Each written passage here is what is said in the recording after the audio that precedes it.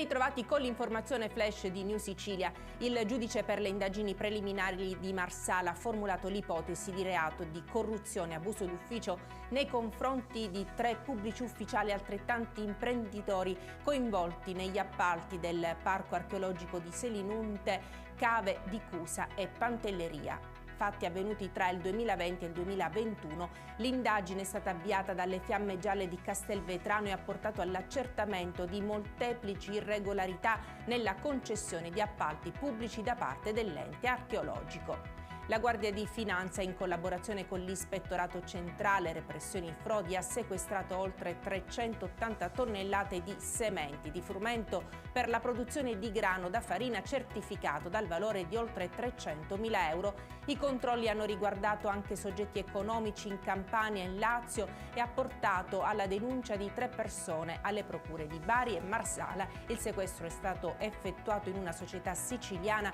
e in 2 società pugliesi. Un dramma si è consumato a Rodimilici, in provincia di Messina, dove un pitbull ha azzannato una bambina di 3 anni. L'aggressione è avvenuta ieri sera. Il cane di proprietà di un parente, immediatamente soccorsa, la vittima è stata trasportata in elisoccorso al Policlinico di Messina.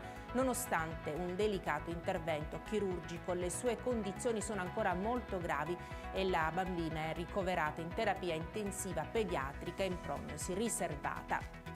Da anni una persona intossicata e famiglie evacuate, il bilancio di 3 incendi che ieri sera hanno richiesto l'intervento dei vigili del fuoco. A Mondello si è verificato il rogo di una villa causando grande paura tra i residenti. A Paternò un incendio si è propagato in 2 stanze nel corpo scala di una palazzina di 2 piani e a Messina un incendio è scoppiato in una rosticceria al piano terra di un edificio popolare di fronte all'ingresso del Policlinico. E con questa notizia per adesso è tutto, grazie per averci seguito e arrivederci.